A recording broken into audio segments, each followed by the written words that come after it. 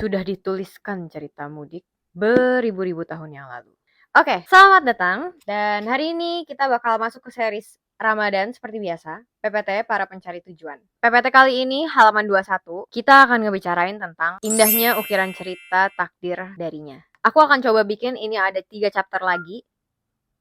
Chapter pertama, cerita pengalaman. Kamu bisa lihat cerita yang kamu terima atau kamu jalankan saat ini, itu semua udah tertuliskan dengan rapih dan cantik. Contohnya ya, aku sesimpel misalnya aku ketemu sama orang. Ini kejadiannya ketika aku lagi ada di kuliah. Jadi udah dari jauh-jauh waktu, pas aku tuh sekitar di waktu-waktu SMP, aku punya mimpi untuk bisa masuk ke dalam Universitas Indonesia. Dan di momen itu aku pun juga ya aku tentu berusaha, berdoa gitu ya. Dan itu nggak bayar. Padahal bayarnya 5.000.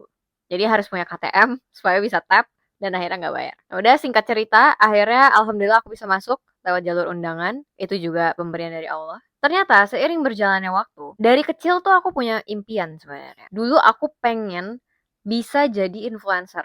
YouTuber dan orang yang pokoknya aktif di sosial media. Ini sejak SD. Dan ternyata qadarullah ketika aku lagi di semester 5 akhir, semester 6 seingat aku ya. Itu aku kedatangan ada dosen tamu.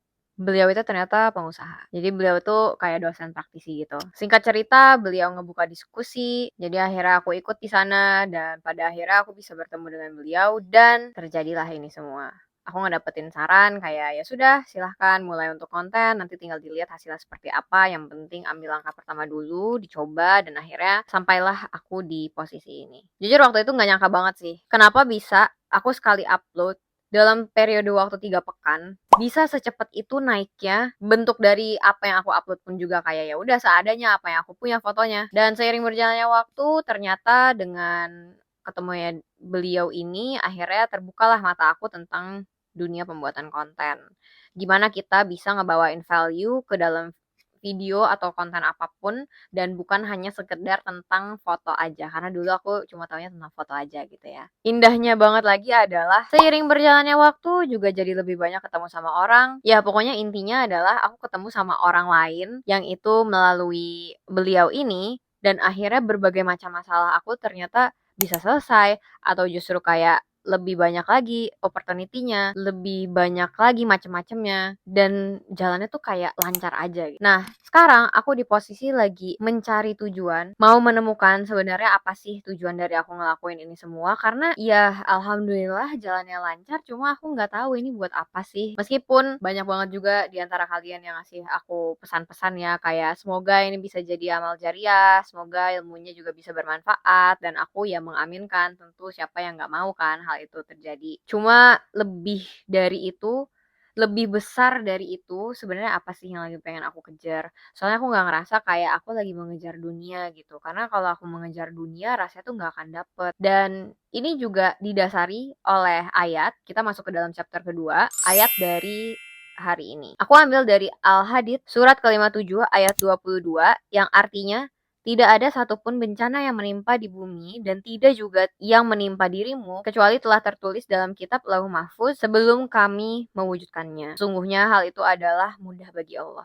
Jadi semua yang udah kita jalani saat ini itu sudah dituliskan olehnya. Yang ternyata semua impian dari awal, semua keinginan, capaian, kesedihan, kesulitan, masalah, dan semuanya yang kita hadapin itu udah tertuliskan. Dan gak mungkin apa yang kita jalanin saat ini, kesulitannya itu lebih dari kemampuan kita untuk bisa melewati waktu-waktu ini. Jadi moral of the story-nya adalah dari semua hal yang terjadi, semua kenikmatan dan kesulitan yang diterima, itu bisa diterima dengan adanya ikhtiar, doa, dan tawakal. Dan semuanya itu udah dituliskan jauh sebelum kita kebayang. Jadi aku harap kalian percaya dengan jalan yang kalian pilih saat ini. Boleh juga sholat istikharah atau menjalankan proses untuk mencari tujuan ini. Aku harap kalian bisa menemukan jawabannya juga seperti aku. Lama-lama aku ngerasa kayak lebih lapang. Masih kesulitan untuk mengelola emosi juga. Tapi overall insya Allah kalau niatnya baik, semua perjalanannya pun juga akan baik, hasilnya pun juga akan baik. Jadi semoga kalian bisa menemukan jalan itu juga. Dan tidak perlu khawatir karena ini semua juga sudah dituliskan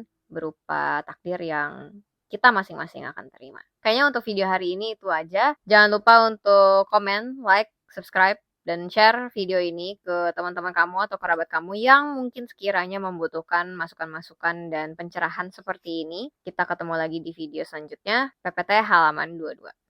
Bye-bye!